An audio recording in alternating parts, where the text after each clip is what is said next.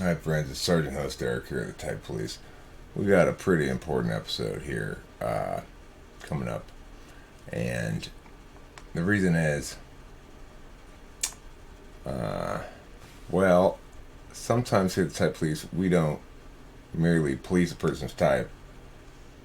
We police a person's typological methodology, and that's what we're doing here today.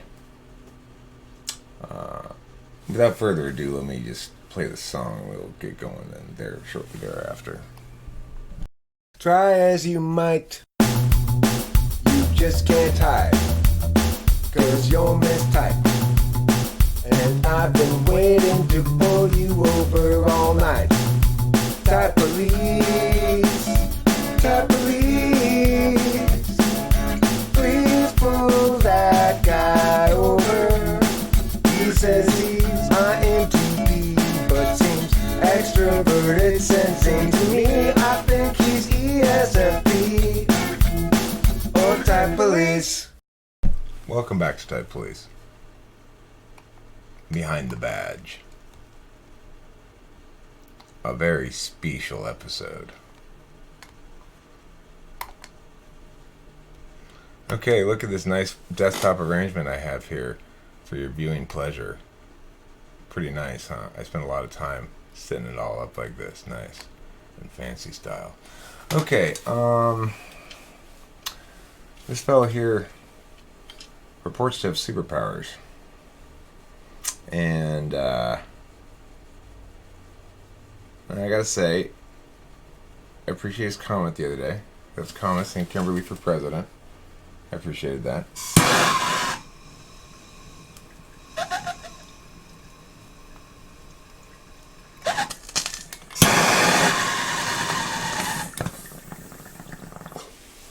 That does not excuse me from doing my solemnly sworn duty to enforce the truths of typological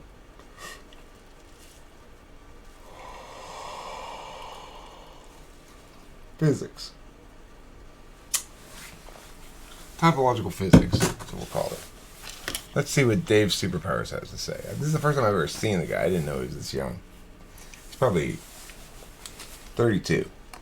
We can have more people kind of voting on what to do with it and why and how, and make sure that bottom line that it ends up being a tool system that anybody has access to. So it's not going to be controlled by one group, including us. That's why we're giving out on the internet and stuff. So kind of we'll kind of see where it goes, but the bottom line thing is to figure out where the tool is used properly and try and be good facilitators and run a good business that provides kind of a foundation to allow it to evolve into the future. So that's kind of your abstract answer there. Perfect. Love it. Okay, so let's talk a little bit about self-typing, which is something we talk a lot about in class. Yeah. And so when someone is typing themselves, on average, what have you guys seen as like the percentage of mistyping in general? Or is there anything that you can specifically say, okay, we see more mistyping in this area or that area, or just give us a little rundown on that? Yeah, I was just thinking about that the other day. I saw Eric Thor did a video about that, about the work that we did, where we did a video in the summer where we're like, oh, we've typed 113 people at this point, and the amount of people that have gotten themselves the correct type, or at least the same type that we saw themselves, that was very small. And I was just thinking about like, oh yeah, it's actually increased for the better, meaning people are seeing themselves more clearly, according to our perspective, the past few months. So I don't have a whole lot of. What's with all the qualifiers? Are you right or not? From your perspective. Well, but I want to know if your perspective is correct. I don't want to know that it's your perspective, right? So I know that already. I already know it's your perspective. Clear answers on this right now. Like as we're getting video typing people each month, I would say people are starting to see themselves more clearly. And a lot of, like, for example, like now when we're saying, hey, we typed this person as, SE, FI, consume, play, sleep, or whatever, they're not wildly off from that. They may have the animal switched around, they may have a letter or function switched around, or something to that degree. A lot of times they're now seeing themselves, but they might define, like you might define your play as, extrovertism, but it's really, no, it's an introverted type that has play energy. So we're having to type people much faster than we would ideally want, just for, numbers sake. And so as the speed of the machine is speeding up, like the wheels are falling off Shanny's typing, abilities at times. So we're like, right now we're going over like kind of systematizing the typing process and really having the steps very clearly, because some people are very easy to type, especially for whatever reason. Maybe they live with you, or they're friends or relatives, or somebody you already watch a lot on TV or videos or whatever. And you just get this, coincidence effect where it gets very easy. Some people are just so hard to type, and you really got to rely on your tools, your procedure, and all the rest. So one thing that Shanny and I are talking about now is really going back over and putting another layer on, like, the science game. Like, how does a scientist really go through this kind of procedure at scale? Just assuming like the worst case scenario. And so just like one thing that we'll do is we'll encourage ourselves knowing, look, if I lived with this person for a month. Well, Dave, if you want to be sciencey, I guess I would say, how would you test the hypothesis that there are 512 subtypes? How would you test the hypothesis that there are types in general? You're looking to find an empirical link. If I were going to say, I want to prove that there are 8 and only 8 cognitive functions, how would I go about testing that? I mean, to think like that is to ignore the fact that fundamentally cognitive functions are a taxonomy of human attention. They are not representations of objects in the brain. They do seem to correlate, according to the Dario Nardi studies, with brain activity, but I think it's safe to say that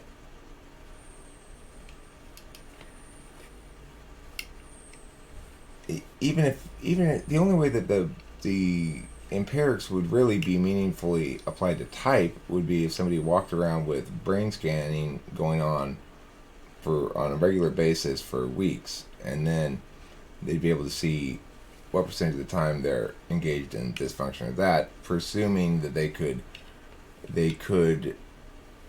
we could precisely determine that the certain brain activity correlated with a certain function. You could meaningfully then empirically test somebody's type by recording their brain function over the course of, say, a week, and noting the frequency with which their attentional manner is engaged via this function or that. Now, the key mechanical idea to socionics and cognitive functions in general is one of suppression, which is to say that whenever a certain area of the brain lights up and is activated, the areas immediately surrounding it are suppressed. And so that's to say, everything that has a normal background electrical field sort of thing going on, and that dims down when a certain area is activated. So it's like it draws power from the surrounding areas, so to speak. I don't know if that's the actual mechanism of it, but that's a nice metaphor for it. So as a consequence, one can do potentially empirics related to cognitive function, but that's not going to be accomplished via this sort of thing that he's talking about. He's trying to put the cart before the horse. He's saying, let's presume the method, the mechanics that are represented by our model here are accurate, and let's do empirics to document that. But the thing is, you have no way of verifying that it's accurate, so you have nothing to test it against. You can't go like, well, I've typed 700 people and I was right with the system 500 times. You could potentially test and retest people and see how much a given test, presumably if it's a test that's doesn't have any, you know, organic flexibility to it. You could give the same person the same test over and over again and see that they come up with the same type, but that's ignoring the open system quality of the fact that the person's learned about the test. So what you're trying to do here is a fool's errand, I'm afraid, Dave Superpowers. We aren't there yet. We don't have the means to test empirically any of these ideas. We can test them rationally, as to say analytically, but barring the brain scan experiment that I described, or brain scan assessment I described, it doesn't seem really possible yet, or certainly would not be very easy to attain.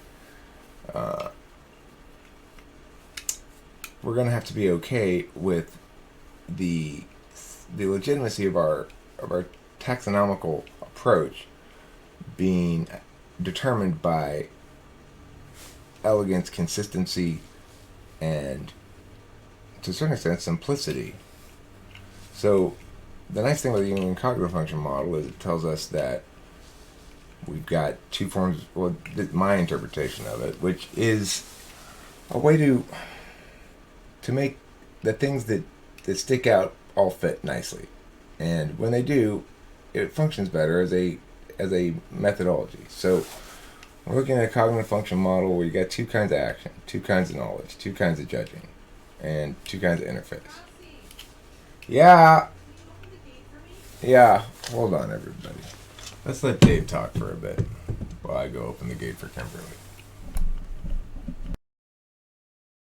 Even if I did everything wrong, I would slowly be able to eliminate all the types that they're not, and I would be able to kind of hone in on what they are. And I'd know that with confidence because I'd been through enough of their tidal waves my own self that I could know here's where they're going crazy and here's where they're addicted to in the safer state because I've been along for the ride, you know? So knowing that like it's possible, because it's at times you're typing and it's hard, you feel like you can't do it and you're losing your bearings, but knowing that if I had the ideal situation, I could. So working backwards from that of going, all right, I don't have an ideal situation. I have to get this person typed in a matter of a couple days and I only have so much to work with. And so it's really about, therefore, you have to leverage the tools. You've got to play the strategy game, the science game, the elimination game, and get really good at asking good questions and setting up T-squares. Like I remember when I was first typing you, like I had a really hard time typing you. It's like when you first came in, I thought you were an ESFP. You had your, hanging from the ceiling and all that stuff. And so it took me a lot of time to work backwards from the stereotypes and the anecdotes. And thankfully you had sent a lot of emails and a lot of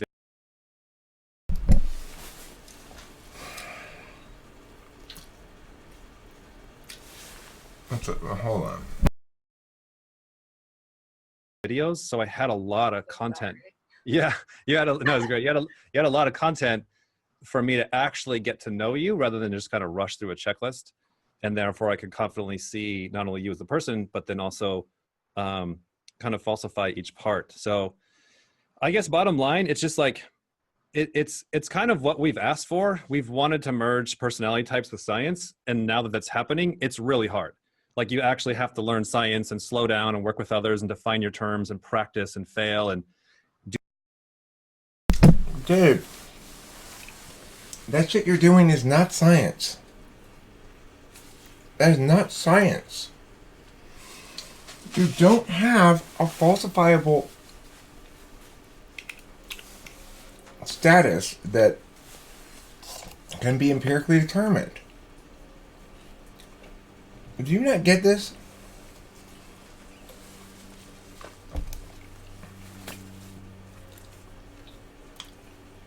Really define your terms, blah, blah, blah, blah. I agree you need to define your terms so that you can use reason to argue that your map is the best map of the territory. But don't mistake your map for an experiment. You are presuming your map and saying that you're finally melding this with science. She's got to be an ESFP if she's buying this shit. Right? Is anybody else just flabbergasted? Do little spreadsheets and have your little checklist and do all the SI of it. and then leverage that kind of almost like chess work or strategy work to eliminate key parts to go, well, Yeah. she's not an ENTJ, or so I can eliminate all that, and then like being happy with narrowing it down. So much of it is practice, or a lot of it is practice, and just More of like these diluted.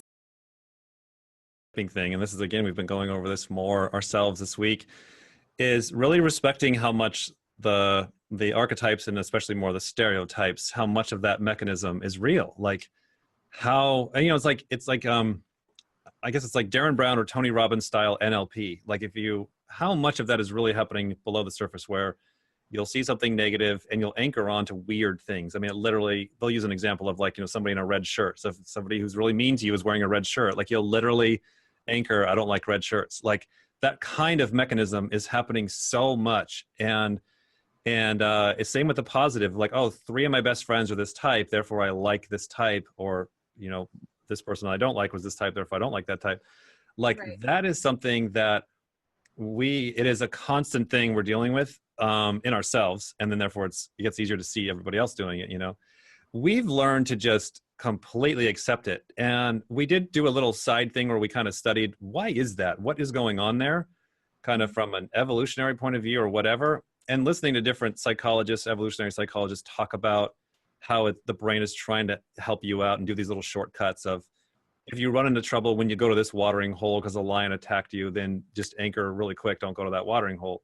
Or this kind of, person that's dressed this way, then avoid that kind of tribe, So we're like, oh, okay, so it's some kind of a shortcut there that has done well for us for millions of years, supposedly, or something.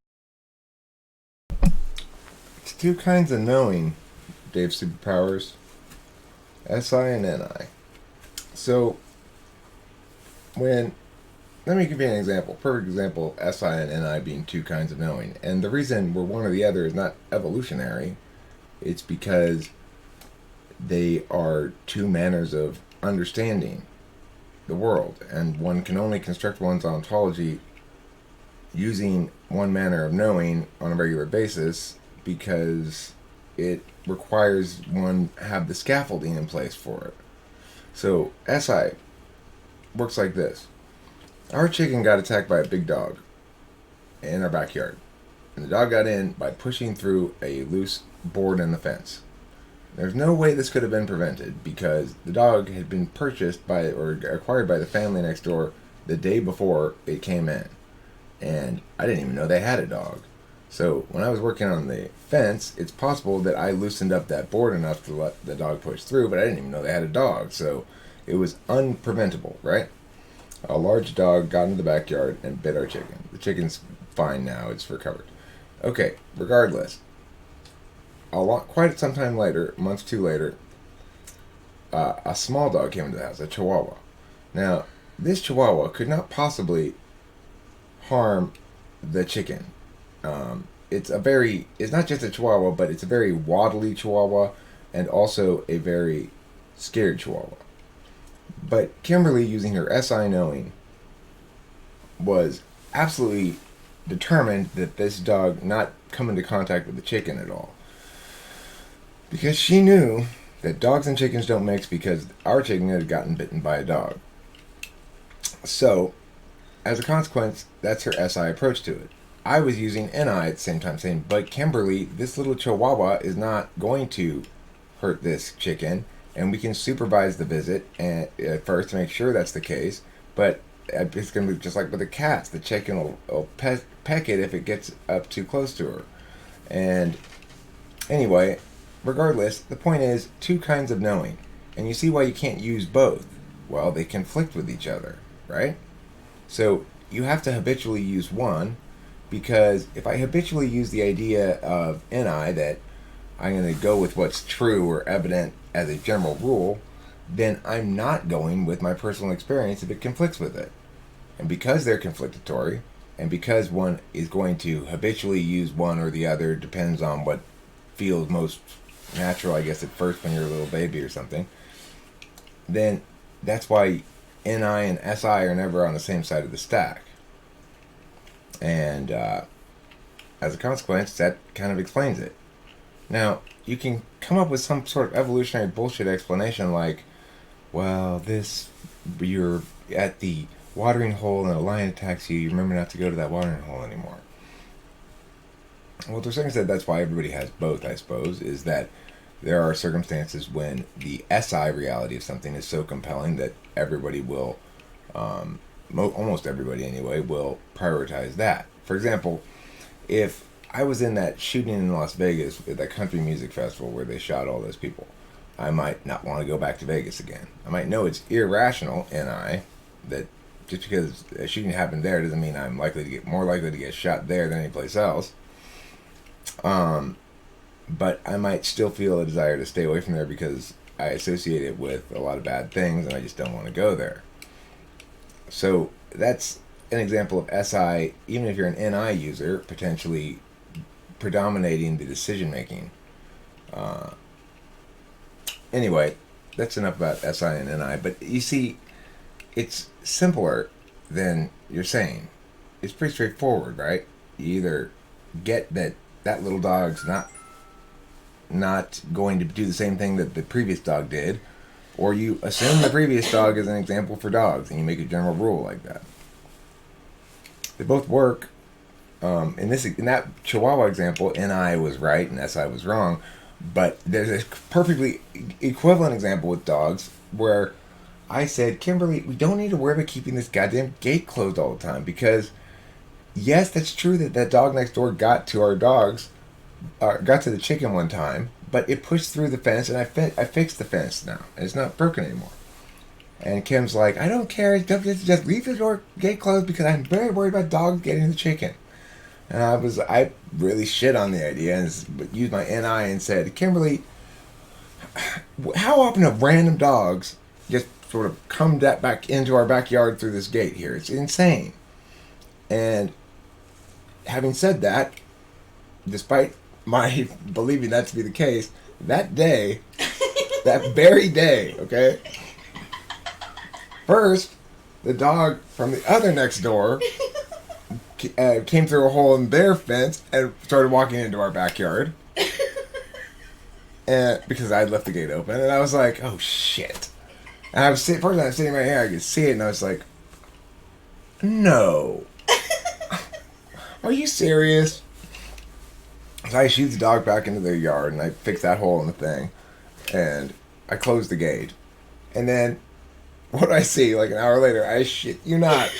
There are two little wiener dogs walking down the driveway from the street, down my driveway, to the gate where the backyard is. And I'm just like, okay, I am not meant to be right about this, obviously. SI won over NI in that instance, right? It would see, I haven't seen any dogs since, but that's very telling, right? I loved that story. You were afraid to tell me, remember? I wasn't afraid. I was just like, Kimberly's gonna like this too much.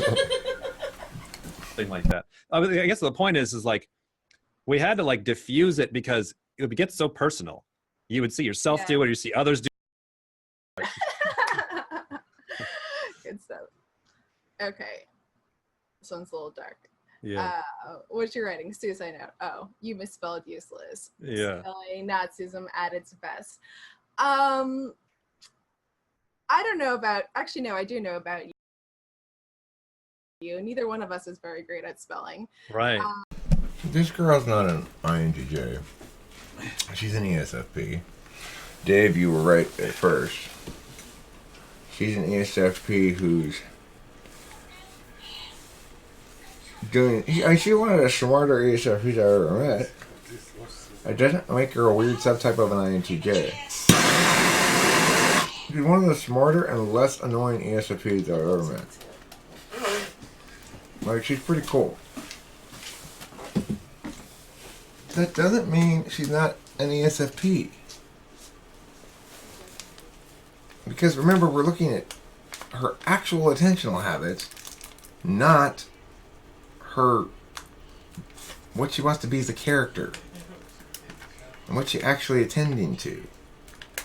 So, regardless, I mean, I'm not typing her in this video, but you, Dave Superpowers, I'm not entirely sure, but I'm gonna type you in this. I'll type you before we're done here today. Don't talk to me about it. Anyway, as you can hear, my way of thinking about it is better, way better.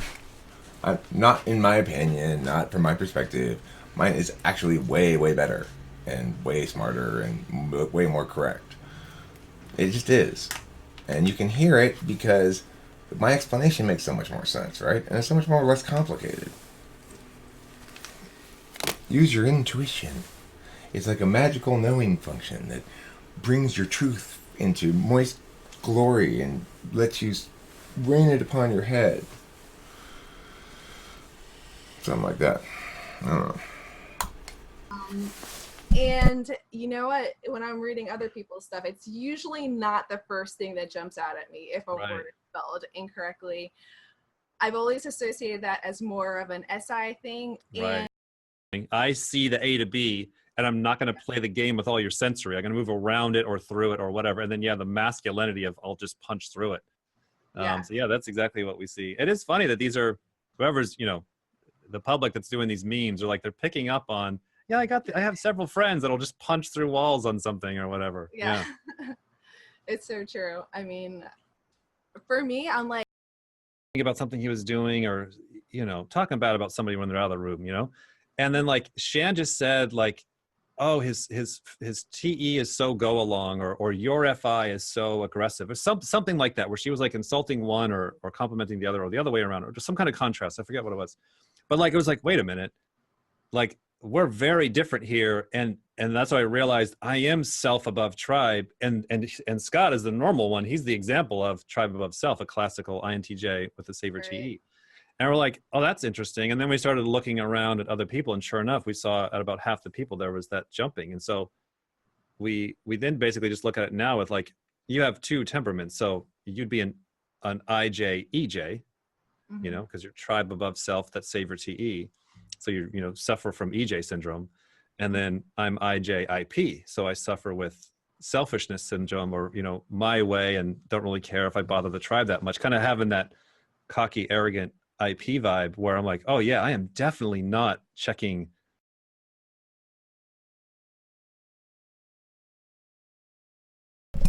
What type is he? You can see him NEing when he's NEing. I mean, some NI types do NE as well. NI Dom seems plausible. If he's an NI Dom, though, he's an INFJ. He's not an INTJ. But for some reason, what keeps coming to my mind is ISTJ.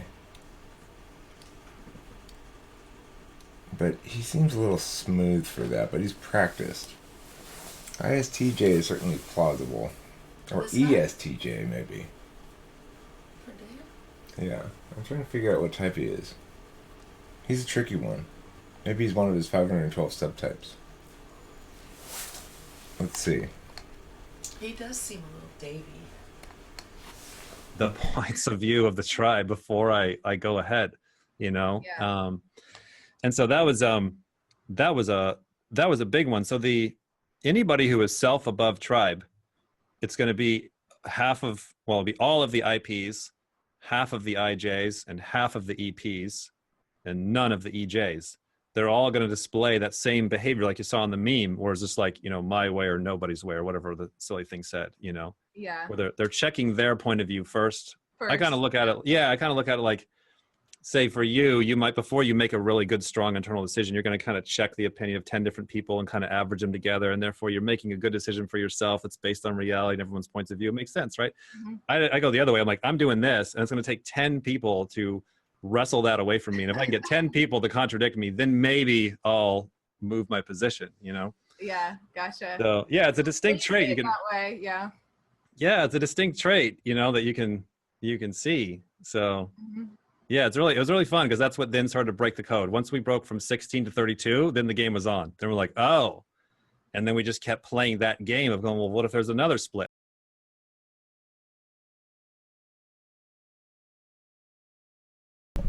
Okay, I'm going ENTJ. The NI tool function seems pretty clear. Well, what if there's another split?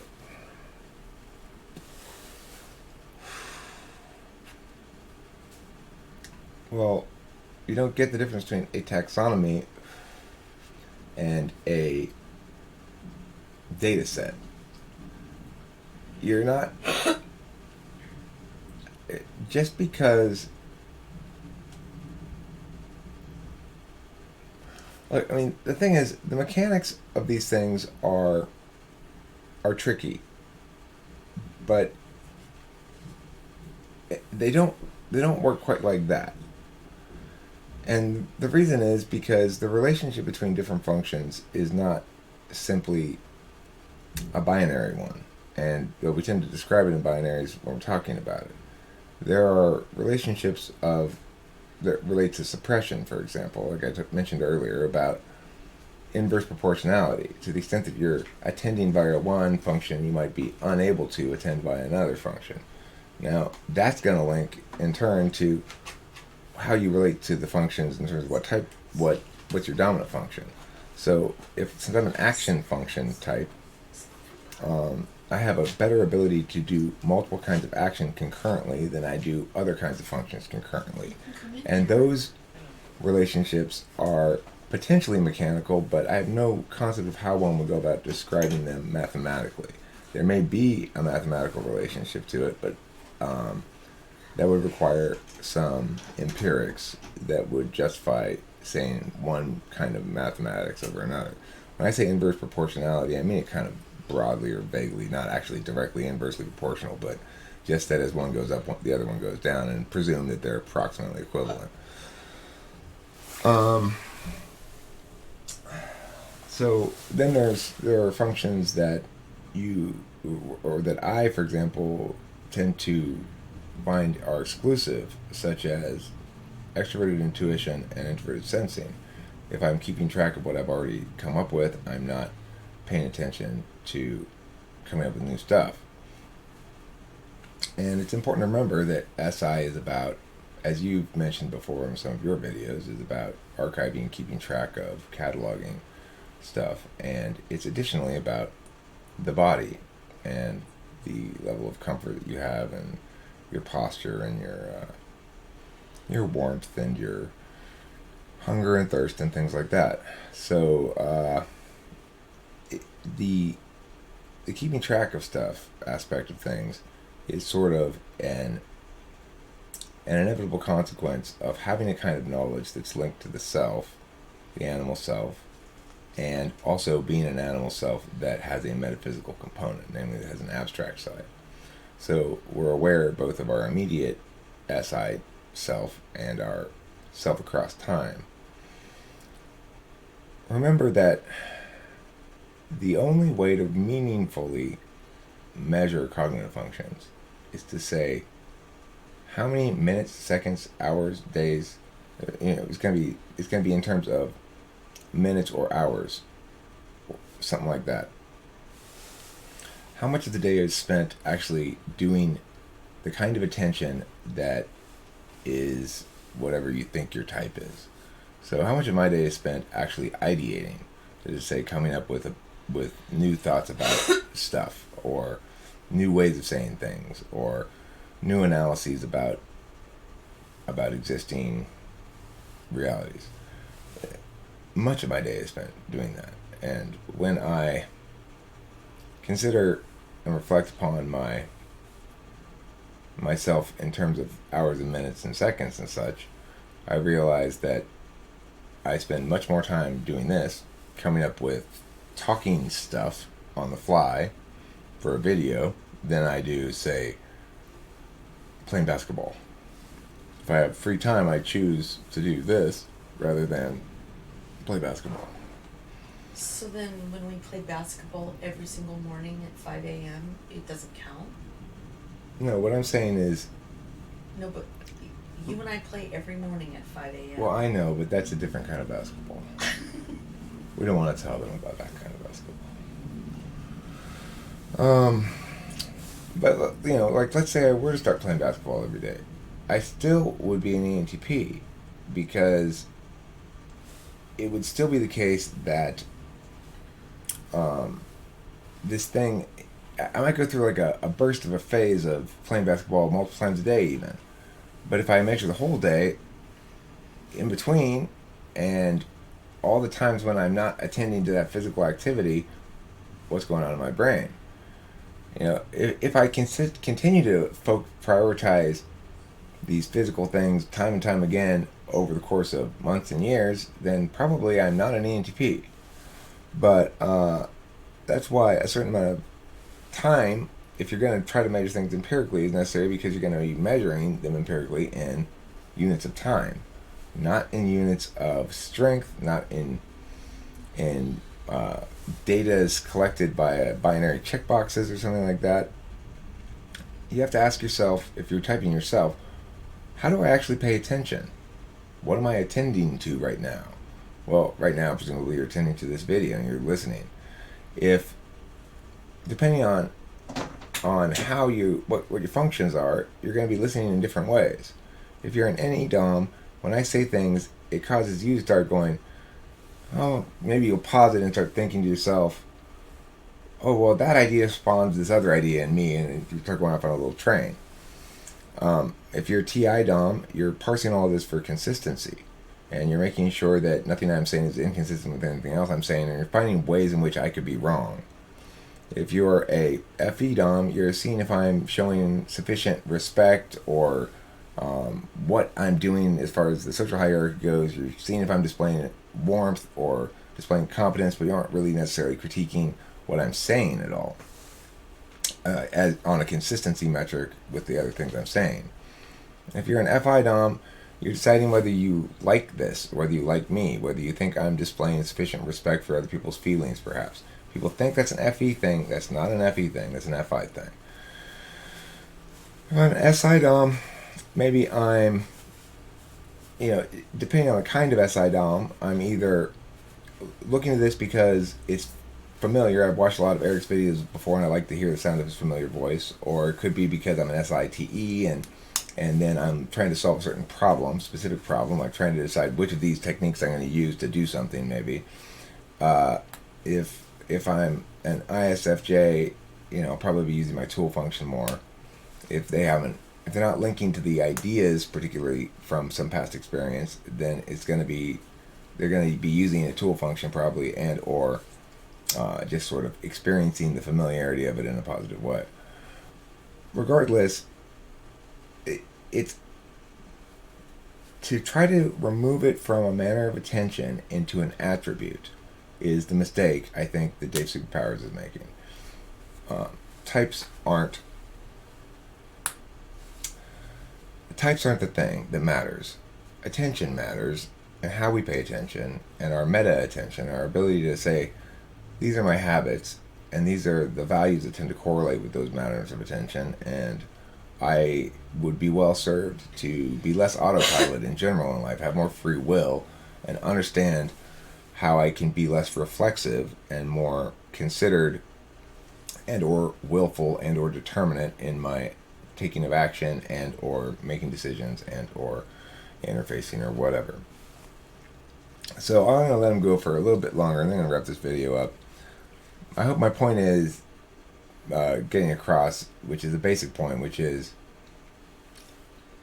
it's not about what you are, it's about how you be, and that the best explanations are simple, elegant, and powerful. But no, we would just try a bunch of different theories until one would match up, and then we'd ride that one for a while. Oh yeah, I love this one. That was a good one. You sent me that one. Yeah. Yeah. So That's great. INTJ is everything. So I thought this was funny because, you know what? It's true. Like, I am not the first one to go into the more extroverted situations if I don't have to. At the same time, it's at the end of the day, like, if I have to deal with people, I can. Like, that's right. It's not my right. And just to get a Listen to how much she talks and how she talks. She is not an INTJ. 0% chance. I know you got a subtype in there somewhere where INTJs act just like ESFPs, but that's what makes it silly. Okay. Well, this one's pretty much self-explanatory. Really wish that I was gathering in the facts first and then doing these Explanatory? patterns and organizing. I mean, doesn't that make more sense, right? And so therefore, their NI is intense, but it's like it's far more accurate and consistent, and they can just kind of chug along. So yeah, looking to the Okay, that's enough of that. Look, explanatory makes it sound like it's an explanation about exoplanets. That's explanatory. Okay, that's it.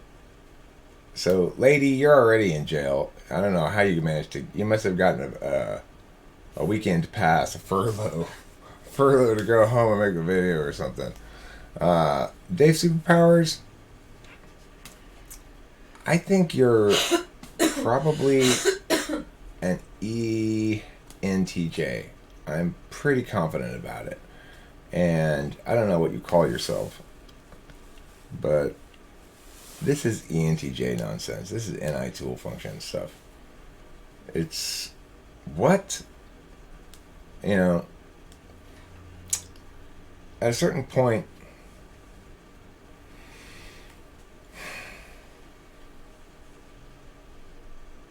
he's utterly successful on his own metric, and it doesn't matter to him at all whether I'm right or not, because he's got people taking his classes. At the beginning of this video, this lady says she's been in his class for 8 months. It's not that complicated. But, you know, it's obviously working for him. So, more power to you, Dave Superpowers. That is a superpower. To be wrong about cognitive functions and get people to take your class about it for 8 months. That's a superpower with which I am very impressed. Thanks for watching this special episode of Type Police.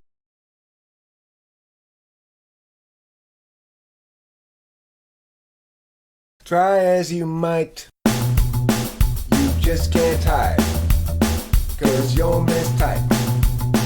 And I've been waiting to pull you over all night. Type police, type police. Please pull that guy over. He says he's INTP, but seems extroverted, sensing to me. I think he's ESFP or type police.